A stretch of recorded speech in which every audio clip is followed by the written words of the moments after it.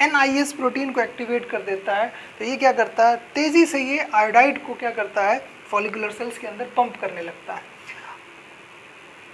ऐसे में क्या होता है, ये आयोडाइड यहाँ से इसके कोलॉइड के अंदर यानी ल्यूमिनल पोर्शन में जाने लगता है। मतलब ये क्या करता है, यहाँ से आयोडाइड को इस तरफ ट्रांसफ़र करता है। तो जब आयोडाइड यहाँ पर आता है तो यहाँ पर एक एंजाइम है थायराइड पेरोक्सीडेज। इसका काम क्या है, अगर इसको हम देखें तो इसके पास 3 एक्टिविटीज़ पाई जाती हैं। ये फर्स्ट एक्टिविटी है, ये सेकंड एक्टिविटी है और ये इसकी थर्ड एक्टिविटी है। यानी थायराइड पेरोक्सीडेज एंजाइम के पास 3 एक्टिविटीज़ पाई जा रही हैं। कितनी एक्टिविटीज़ हैं, 3 एक्टिविटी, जिसमें से फर्स्ट एक्टिविटी क्या है, ये आयोडाइड को आयोडीन में कन्वर्ट कर देता है। यानी जो आयोडाइड सेल के अंदर आ रहा है इसको किस में कन्वर्ट कर देगा, आयोडीन में। यानी ये क्या करेगा, आयोडाइड का ऑक्सीडेशन कर देगा। तो यानी थायराइड पेरोक्सीडेज एंजाइम की जो फर्स्ट एक्टिविटी है वो ऑक्सीडेशन की एक्टिविटी है। यानी ये क्या करता है, आयोडाइड का ऑक्सीडेशन कर देता है आयोडीन में। दूसरी एक्टिविटी क्या है कि दूसरी एक्टिविटी में ये क्या करता है, जो पहले से यहाँ पे थायरोग्लोबिन प्रोटीन है, थायरोग्लोबिन प्रोटीन में जो टायरोसिन अमाइनो एसिड होता है, उस टायरोसिन अमाइनो एसिड पर ये क्या करता है, इस आयोडीन को ट्रांसफ़र कर देता है। आयोडीन को टायरोसिन अमाइनो एसिड्स के ऊपर लगा देता है। तो अगर ये किसी एक टायरोसिन अमाइनो एसिड पर एक आयोडीन लगाता है तो इसे कहते हैं मोनोआयोडोटायरोसिन। यानी ये क्या करता है, टायरोसिन अमाइनो एसिड के ऊपर आयोडीन को ट्रांसफ़र करता है। दूसरी एक्टिविटी क्या है, टायरोसिन अमाइनो एसिड के ऊपर आयोडीन को ट्रांसफ़र करना। यानी इस प्रोसेस को कहते हैं ऑर्गेनिफिकेशन। इस प्रोसेस को क्या कहते हैं, ऑर्गेनिफिकेशन। यानी ये क्या करता है, टायरोसिन पर एक आयोडीन को ऐड कर देता है। अगर किसी टायरोसिन पर ये 2 आयोडीन को ऐड कर देता है तो उसे कहते हैं डाईआयोडोटायरोसिन। फॉर एग्जाम्पल अगर हम इस वाले को देखें तो इस पर इसने मान लिए 2 आयोडीन ट्रांसफ़र कर दिए हैं, तो ये हो जाएगा डाईआयोडोटायरोसिन यानी DIT, ये हो जाएगा MIT। और इस पे मान लीजिए एक ट्रांसफ़र किया है तो ये क्या कहलाएगा, MIT। यानी अगर एक टायरोसिन पर एक आयोडीन ट्रांसफ़र किया है तो मोनोआयोडोटायरोसिन। अगर एक आयोडीन पर एक टायरोसिन अमाइनो एसिड्स पर 2 आयोडीन ट्रांसफ़र किया है तो डाईआयोडोटायरोसिन। अगर इस तरह से, तो ये ट्रांसफ़र करने के रिएक्शन को क्या कहते हैं, ऑर्गेनिफिकेशन, यानी दूसरी एक्टिविटी। तीसरी एक्टिविटी क्या करता है, ये 2 टायरोसिन रेसिड्यू को आपस में जोड़ देता है, यानी ये कपलिंग की रिएक्शन करता है। यानी एक डाईआयोडो है और दूसरा मोनोआयोडो है, इन दोनों को जब जोड़ देता है तो ये कपलिंग की रिएक्शन में क्या बनता है, T3 यानी ट्राईआयोडोटायरोसिन। क्या बना देता है, ट्राईआयोडोटायरोसिन। यानी अगर एक डाई और दूसरा मोनो दोनों को आपस में कपल कर देगा तो ये क्या बना देगा, T3। और अगर यहीं पर ये क्या करे, 2 डाईआयोडो को आपस में कपल करा दे तो क्या बनेगा। जैसे फॉर एग्जाम्पल इस वाले को देखें, इसमें यहाँ पर आयोडीन है, यहाँ पर आयोडीन, यहाँ पर आयोडीन, और इन दोनों को इसने क्या करा है, इस एंजाइम ने कपल करा दिया है। तो ये दोनों क्या होगा, डाईआयोडो, ये दोनों डाईआयोडोटायरोसिन, दोनों डाईआयोडोटायरोसिन मिलकर के क्या बनाएंगे,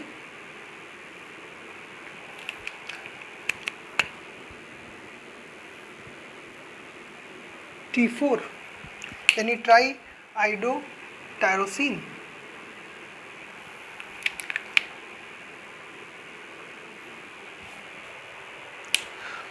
इस तरह से ये क्या करेंगे, T3 और T4 का प्रोडक्शन करने के लिए कौन सा एंजाइम रिस्पॉन्सिबल है, thyroid peroxidase.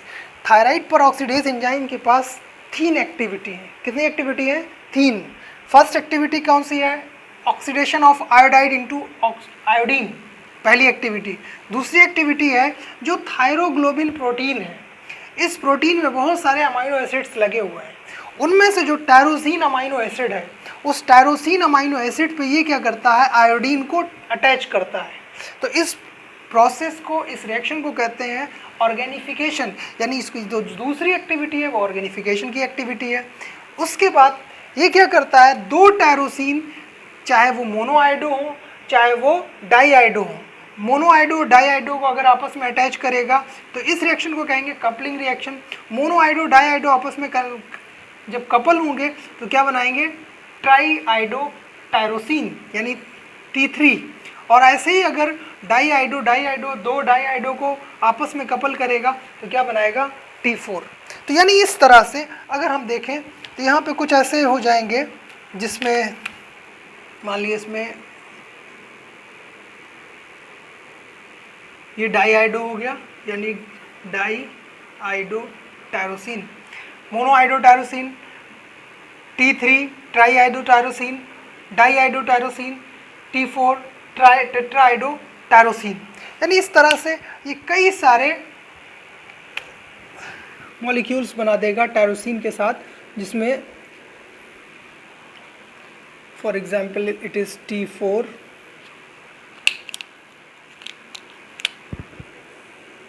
it is T3,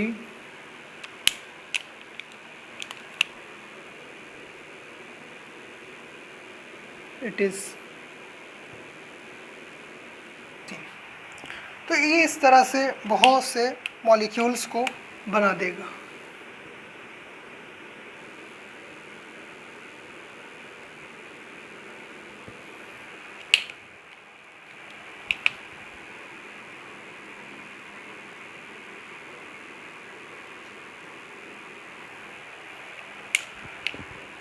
तो ये पूरी जो थायरोग्लोबिन चेन है, इसके ऊपर ये जो T4 है ये क्या है, टायरोसिन के ऊपर ये 2 टायरोसिन अमाइनो एसिड्स को आपस में अटैच कर दिया है, जिसमें से दोनों जो है डाईआइडो है, यानी डाईआइडो टायरोसिन दोनों आपस में मिलेंगे तो T4 का प्रोडक्शन होगा। ऐसे ही जिसमें 2 अमाइनो एसिड, जिसमें एक मोनोआइडो और दूसरा डाईआइडो हो, दोनों आपस में मिलेंगे तो ट्राईआइडो टायरोसिन बनाएंगे, यानी T3 का प्रोडक्शन होगा। अगर किसी एक अमाइनो एसिड्स पर एक आयोडीन का ट्रांसफर हुआ है तो मोनोआइडो हो जाएगा। अगर किसी टायरोसिन अमाइनो एसिड्स पर 2 आयोडीन का ट्रांसफर हुआ है तो वो डाईआइडो हो जाएगा। तो इस तरह से ये क्या बन जाएगा, इट बिकम कोलाइड। इसके अंदर क्या हो जाएगा, कंसंट्रेट हो जाएगा, यानी ये इसके अंदर एक तरह से ये कोलाइड बना करके कंसंट्रेट कर दिया ल्यूमेन में। अब ये सारे यहाँ पर भरे हुए हैं। अब देखिए, जब इसने क्या करा था, TSH ने G प्रोटीन से बाइंड किया था तो प्रोटीन काइनेज A को एक्टिवेट किया था। प्रोटीन काइनेज A एक्टिवेट हुआ तो इसने बहुत सारी प्रोटीन्स को एक्टिवेट किया, जिसमें से एक थी NIS ने क्या किया, ब्लड से आयोडीन को फॉलिकुलर सेल्स में ट्रांसफ़र किया। फॉलिकुलर सेल्स से आयोडीन ल्यूमेन के अंदर आया और इस एंजाइम ने, थायराइड परऑक्सीडेज एंजाइम, जो इस फॉलिकुलर सेल्स के ल्यूमिनल यानी एपेक्स मेम्ब्रेन से अटैच रहता है, देखिए एपेक्स मेम्ब्रेन पे खड़ा हुआ है, तो यानी एपेक्स मेम्ब्रेन से अटैच रहता है, यानी फॉलिकुलर के ल्यूमिनल मेम्ब्रेन से अटैच रहता है। और इसके पास 3 एक्टिविटी है। तो इसमें क्या करता है, आयोडाइड को आयोडीन में ट्रांसफ़र कर देता है। दूसरा क्या करता है, protein kinase A thyroid peroxidase enzyme, यानी इस एंजाइम को भी एक्टिवेट करता है। यानी जो प्रोटीन काइनेज ए है, इस एंजाइम को सिग्नल देता है कि अपनी एक्टिविटी को फास्ट करे, यानी तेज़ी से ये क्या करे, T3, T4, MIT, DIT इसका प्रोडक्शन करे तेज़ी से। तो एक तो ये क्या करेगा, इसको तेज़ कर देगा NIS को, दूसरा थायराइड परऑक्सीडेज को फास्ट कर देगा। तीसरा प्रोसेस क्या करता है, पाइनोसाइटोसिस, यानी जो यहाँ पे कोलाइड का फॉर्मेशन हुआ है उसको ये फॉलिकुलर सेल्स की जो ल्यूमिनल मेम्ब्रेन है ये क्या करती है, पाइनोसाइटोसिस कर लेती है, यानी चंक ऑफ कोलाइड को क्या करती है, अपने अंदर खींच लेती है, पी लेती है। तो ये क्या होता है, ये कोलाइड यहाँ पर अंदर आ जाता है। तो फॉर एग्जाम्पल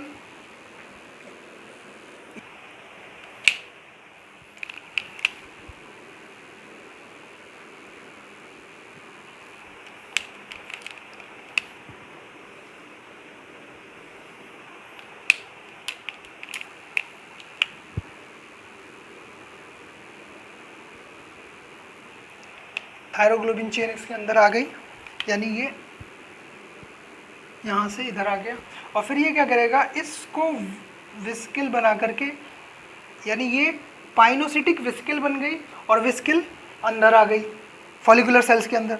जब इस सेल के अंदर आ जाएगी तो ये क्या है, लाइसोसोम है। लाइसोसोम, इससे लाइसोसोम के अंदर क्या है, डाइजेस्टिव एंजाइम्स हैं, हाइड्रोलिटिक एंजाइम्स हैं। तो ये क्या करेंगे, लाइसोसोम क्या करेगा, इस पाइनोसिटिक विस्किल से फ्यूज़ कर जाएगा और फ्यूज़ करने के बाद क्या करेगा, ये विस्किल जो बना देगा, ये कैसी है, इस विस्किल के अंदर ये पूरी इसके हाइड्रोलिटिक एंजाइम्स हैं और ये थायरोग्लोबिन चेन है। ये क्या करेगी, ये सारे अमाइनो एसिड्स को T3, T1, T2, T3, T4 को छोड़ करके बाकी सबको क्या करेगा, इनके बीच में प्रोटीन का डाइजेशन करेगा। जब प्रोटीन का डाइजेशन करेगा तो ऐसे में क्या होगा, इसमें से T4, T3, T1, T2 सब अलग हो जाएंगे। तो जैसे ये T4 है, T4 में क्या है, ये एक टायरोसिन है, ये दूसरा टायरोसिन है। इस टायरोसिन के इस नंबर पर, यानी अगर इस पोजीशन पर देखें तो ये 3' कहलाता है और ये 5', ये 3 कहलाता है, ये 5 कहलाता है। ये 3' है,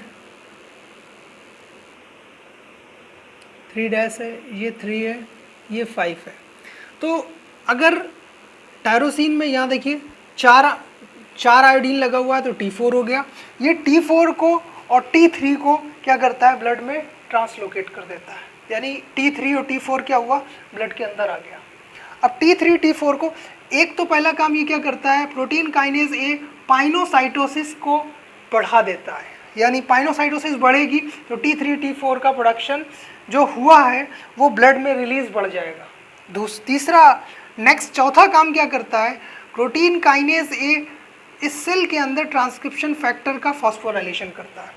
ये ट्रांसक्रिप्शन फैक्टर का जब फॉस्फोराइलेशन करता है, ट्रांसक्रिप्शन फैक्टर क्या करता है, इस सेल फॉलिकुलर सेल्स के न्यूक्लियस में जाता है और जा करके ये क्या करता है, थायरोग्लोबिन जीन और उससे रिलेटेड जो भी थायराइड पेरोक्सीडेज जीन और दूसरे जितने भी जीन्स हैं उन सब जीन्स को एक्टिवेट कर देता है। तो इन सारे जीन्स का mRNA बनता है। mRNA क्या होता है, ER के अंदर जाता है, ये ER है। ER के अंदर इसका ग्लाइकोसाइलेशन, फोल्डिंग सारी चीज़ें होने के बाद यहाँ से ये प्रोटीन निकलती है, गोल्जी बॉडी के अंदर जाती है, यहाँ पर एन-लिंक ग्लाइकोसाइलेशन और फर्दर फोल्डिंग होने के बाद ये वेसिकल क्या होती है, यहाँ से जो इसके अंदर ग्लोबिन प्रोटीन बनी है, थायरोग्लोबिन प्रोटीन, वो थायरोग्लोबिन प्रोटीन यहाँ पर ट्रांसफ़र कर देता है। अब इस थायरोग्लोबिन प्रोटीन में बहुत सारे अमाइनो एसिड्स हैं, ये कोई दूसरा है, ये कोई तीसरा है, ये चौथा है, ये क्या है, जहाँ पर ये गोल गोल सर्कुलर देखे हुए ये क्या है, ये टायरोसिन है, टायर के जैसे। तो टायरोसिन यानी इसमें बहुत सारे अमाइनो एसिड्स जुड़े हुए हैं थायरोग्लोबिन चेन में, जिनमें से टायरोसिन अमाइनो एसिड ऐसा है जिसकी हमें ज़रूरत है, जिसका हमारे पास कुछ इस्तेमाल है, जिसको हम इस्तेमाल, बाकी हमारे लिए यूजलेस है। तो हमें सिर्फ टायरोसिन को देखना है कि कहाँ कहाँ टायरोसिन अमाइनो एसिड है। जहाँ जहाँ हमें टायरोसिन अमाइनो एसिड्स मिलेगा वहाँ वहाँ हम क्या करेंगे, थायराइड पेरोक्सीडेज एंजाइम को बुलाएंगे कि भाई आप आओ और आ करके क्या करो, इसमें आयोडीन को जोड़ दो। तो आयोडीन को ये जोड़ता जाएगा। अगर एक टायरोसिन पे इसने एक आयोडीन जोड़ा तो मोनोआयोडो, अगर एक टायरोसिन पे इसने दो आयोडीन जोड़ा तो डाईआयोडो, अगर एक टायरोसिन पे दो डाईआयोडो यानी दो टायरोसिन आपस में फ्यूज़ कर देगा, अगर ये कपलिंग कर देगा, अगर वो डाईआयोडो हैं तो T4 बनाएंगे, अगर वो मोनोआयोडो डाईआयोडो हैं तो T3 बनाएंगे। तो इस तरह से T3 और T4 का प्रोडक्शन करेंगे। तो यानी हमने ये देखा TSH ने कितने सारे फंक्शंस को परफॉर्म किया है। पहला क्या किया है, NIS को एक्टिवेट किया है, दूसरा क्या किया है, थायराइड पेरोक्सीडेज एंजाइम को एक्टिवेट किया है, तीसरा क्या किया है, पाइनोसाइटोसिस को इनहेंस किया है, इंड्यूस किया है पाइनोसाइटोसिस के बाद, चौथा क्या किया है, इसने ट्रांसक्रिप्शन फैक्टर को एक्टिवेट किया है, ट्रांसक्रिप्शन फैक्टर ने क्या किया, थायरोग्लोबिन जीन्स को एक्टिवेट किया है, थायरोग्लोबिन जीन्स थायराइड पेरोक्सीडेज एंजाइम और थायराइड डी आयोडीनेज एंजाइम, इन सब के जीन्स को एक्टिवेट कर देगा ये ट्रांसक्रिप्शन फैक्टर। तो ये सारे जीन्स जो हैं एक्टिवेट हो जाएंगे, तो ये क्या करेंगे, तेज़ी के साथ इस रिएक्शंस को परफॉर्म करेंगे, यानी जल्दी जल्दी आयोडीन को अंदर ले जाएंगे और जल्दी जल्दी ये थायरोग्लोबिन चेन बनेगी और ये तेज़ी से थायराइड पेरोक्सीडेज एंजाइम क्या करेगा, oxidation reaction, then organification, then coupling reaction, तीनों रिएक्शन को परफॉर्म करेगा और जल्दी से ये थायरोग्लोबिन चेन जो बन के तैयार होगी T3, T1, T2, T3, T4 का, और ये क्या होगी जल्दी से पाइनोसाइटोसिस करेगी। पाइनोसाइटोसिस के बाद ये अंदर आएगी, यहाँ से लाइसोसोमल वेसिकल से फ्यूज करेगी, लाइसोसोम से हाइड्रोलाइटिक एंजाइम्स इस प्रोटीन का डाइजेशन करेंगे, जिसमें T1, T2, T3 और T4 का छोड़ करके बाकी सबको डाइजेस्ट कर देंगे। तो अब क्या होगा, T4 और T3 को तो ये फॉलिकुलर सेल्स क्या करेगी, ब्लड में ट्रांसलोकेट कर देगी, ट्रांसपोर्ट कर देगी। बाकी जो T1 और T2 बने इनसे क्या करेगा, थायराइड डी आयोडीनेज एंजाइम क्या करेगा, अगर फॉर एग्जांपल ये मोनोआइडोटायरोसिन है, क्या है, मोनोआइडोटायरोसिन, तो मोनोआइडोटायरोसिन से ये क्या करेगा, थायराइड डी आयोडीनेज एंजाइम आयोडीन को इसमें से तोड़ लेगा और तोड़ के फिर यहाँ पर ट्रांसफ़र कर देगा ताकि आयोडीन की कमी ना होने पाए। और उसके बाद क्या बचेगा, टायरोसिन। तो ये टायरोसिन अमाइनो एसिड फिर से यहाँ पर इस्तेमाल कर लिया जाएगा जब ये एमआरएनए बनेगा और जब इससे राइबोसोम बाइंड करेगा प्रोटीन बनाने के लिए, तो यही टायरोसिन अमाइनो एसिड यहाँ पर इस्तेमाल हो जाएगा और फिर से ये प्रोटीन बन के तैयार हो जाएगी। यानी कुछ भी हमारा स्पॉइल नहीं जाएगा, ख़राब नहीं जाएगा। ऐसे ही डाईआयोडो में भी यही होगा, इसमें से दोनों आयोडीन को ये तोड़ लेगा और तोड़ के यहाँ ट्रांसफ़र कर देगा और फिर ये टायरोसिन यहाँ पर जब एमआरएनए से प्रोटीन की सिंथेसिस होगी तो ये टायरोसिन यूज़ हो जाएगा। तो ये कंटिन्यू प्रोसेस चलता रहेगा। देन अब हुआ क्या, T3 और T4 ब्लड के अंदर आ गया।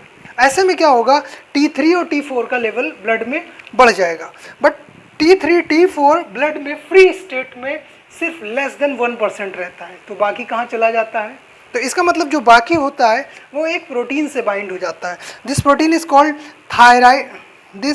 कॉल्ड थायराइड बाइंडिंग ग्लोबिन, यानी जो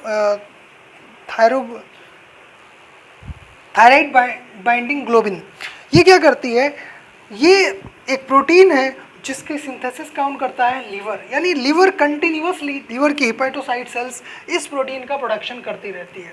तो ये 2-3 तरह की प्रोटीन सिंथेसाइज करती है, थायराइड बाइंडिंग ग्लोबिन, और दूसरी है थायराइड बाइंडिंग प्री एल्ब्यूमिन, और तीसरी है थायराइड बाइंडिंग एल्ब्यूमिन। यानी 3 तरह की प्रोटीन को सिंथेसाइज करती है, जिसमें सबसे ज़्यादा होती है थायराइड बाइंडिंग ग्लोबिन।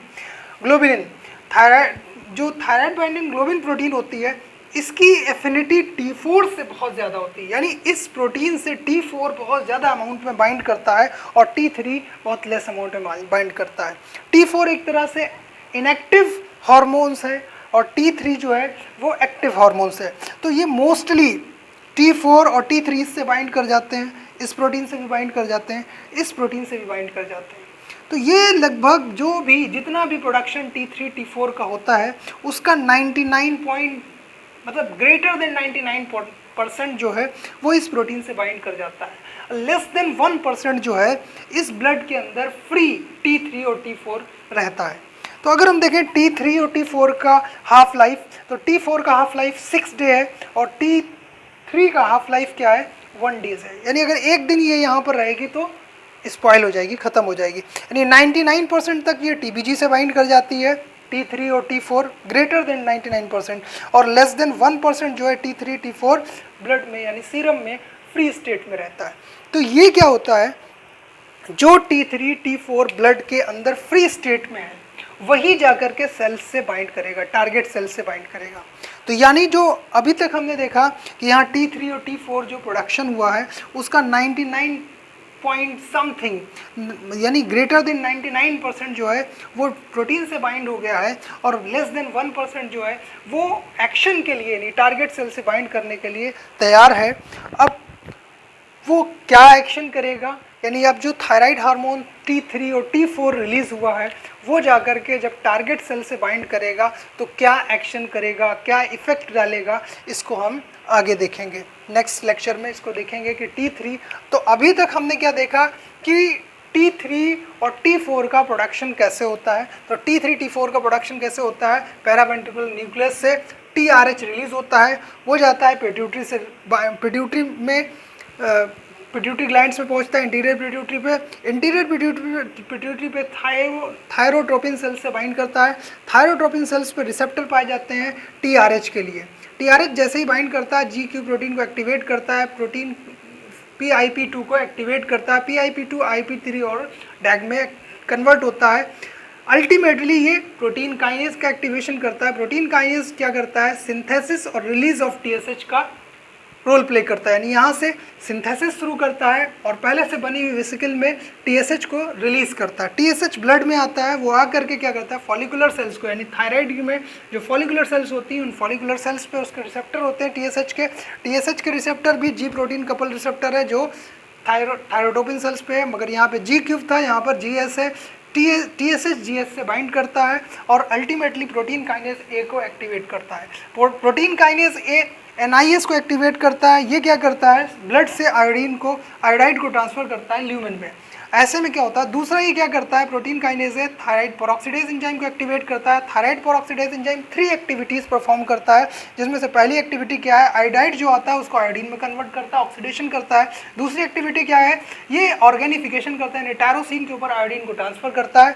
तीसरी एक्टिविटी क्या करता है, 2 टायरोसिन अमाइनो एसिड्स को आपस में कपल कराता है और T3 और T4 का प्रोडक्शन करता है। This is called organic coupling reaction. तो 3 रिएक्शंस को परफॉर्म करता है प्रोटीन काइनेज। तीसरी रिएक्शन क्या करता है, पाइनोसाइटोसिस को इंड्यूस करता है। पाइनोसाइटोसिस जब इंड्यूस हो जाती है तो जो भी थायरोग्लोबिन बनी हुई है T3, T1, T4 की, इसको क्या करता है, अंदर की तरफ ट्रांसफर करवा देता है और ये क्या होता है, T3 और T4 को ब्लड में रिलीज करवा देता है। ऐसे में protein kinase A transcription factor से बाइंड कर, ट्रांसक्रिप्शन फैक्टर का फॉस्फोराइलेशन करता है। ट्रांसक्रिप्शन फैक्टर क्या होता है, इस फॉलिकुलर सेल्स के न्यूक्लियस में जाता है और वो बहुत थायरोग्लोबिन जीन्स के, ये बहुत सारे जीन्स को एक्टिवेट करता है, जिसमें से थायरोग्लोबिन का जीन है उसको भी एक्टिवेट करता है। थायराइड पेरोक्सीडेज एंजाइम के जीन को एक्टिवेट करता है। थायराइड डी आयोडीनेज एंजाइम के जीन को एक्टिवेट करता है। ये सारी जीन्स जो है एमआरएनए बनाते हैं, एमआरएनए से प्रोटीन बनती है और प्रोटीन अपनी अपनी जगह पर जाकर के वर्क करती है। तो हमने देखा इस तरह से क्या T3 T4 का प्रोडक्शन हो गया।